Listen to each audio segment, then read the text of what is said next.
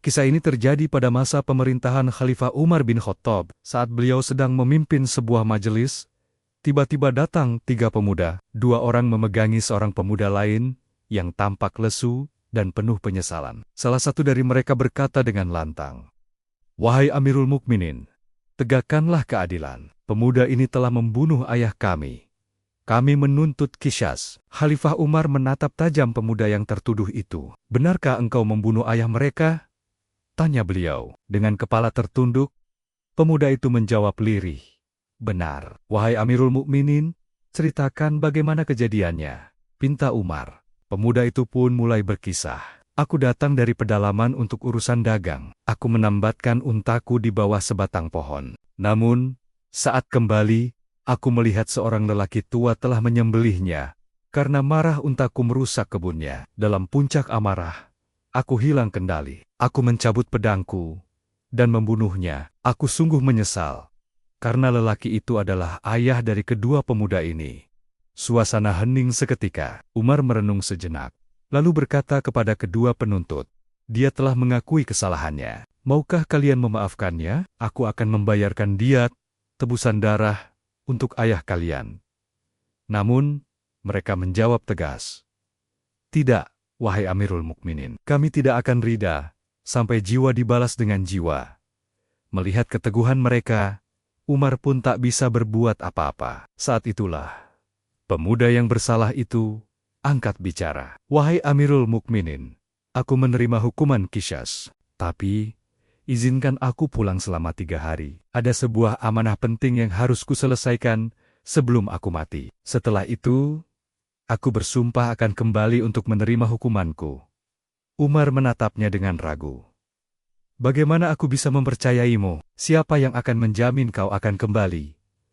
Pemuda itu menunduk pasrah. "Aku tak punya siapa-siapa di kota ini. Hanya Allah yang menjadi saksiku." Keheningan kembali menyelimuti majelis. Tiba-tiba, dari tengah kerumunan, terdengar sebuah suara yang tenang, namun mantap. "Wahai Amirul Mukminin, jadikan aku penjaminnya."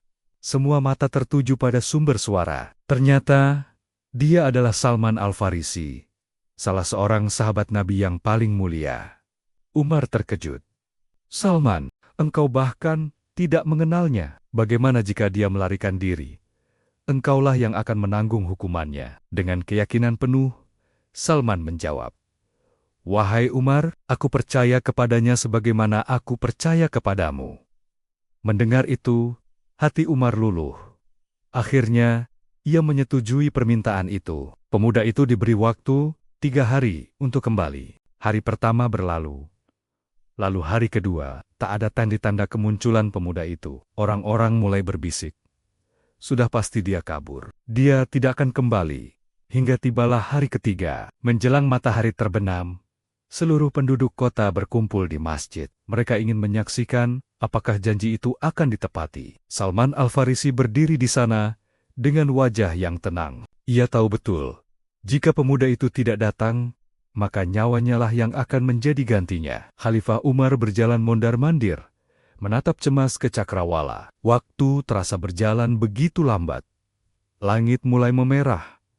Pertanda senja akan segera tiba. Semua orang mulai menangis, membayangkan nasib Salman yang akan dihukum mati. Namun, di tengah keputusasaan itu, tiba-tiba dari kejauhan, terlihat sesosok tubuh yang berlari terseok-seok. Ia jatuh, lalu bangkit lagi.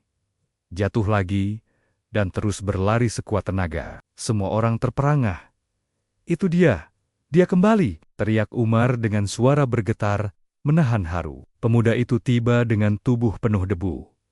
Napasnya tersengal-sengal. Ia langsung bersujud di hadapan Umar dan berkata, "Maafkan aku, wahai Amirul Mukminin. Urusanku memakan waktu lebih lama dari perkiraan. Aku memacu tungganganku tanpa henti, hingga ia mati di tengah jalan. Tapi aku tetap berlari kemari, karena aku tidak ingin ada yang berkata bahwa di antara kaum muslimin, sudah tidak ada lagi orang yang menepati janji." Umar tak kuasa menahan air matanya. Ia memeluk pemuda itu dengan erat.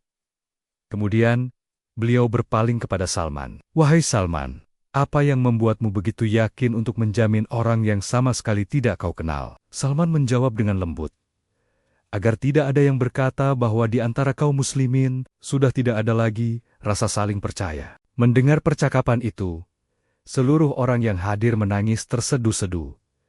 Suasana menjadi begitu mengharukan. Tiba-tiba, sebelum Umar sempat menjatuhkan putusan, kedua pemuda penuntut itu berdiri. Dengan suara bergetar menahan tangis, mereka berkata, "Wahai Amirul Mukminin, saksikanlah bahwa kami telah memaafkannya, agar tidak ada yang berkata bahwa di antara kaum muslimin sudah tidak ada lagi orang yang mau memberi maaf."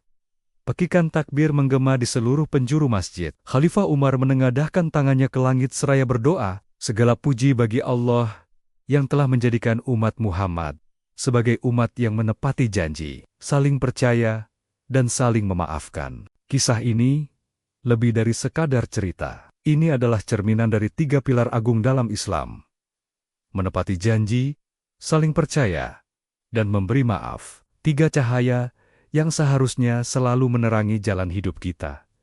Terima kasih sudah menonton. Semoga kisah ini bisa menjadi pengingat dan inspirasi bagi kita semua. Jangan lupa untuk subscribe channel ini, agar kita bisa terus berbagi kisah-kisah penuh hikmah lainnya. Sampai jumpa di video selanjutnya.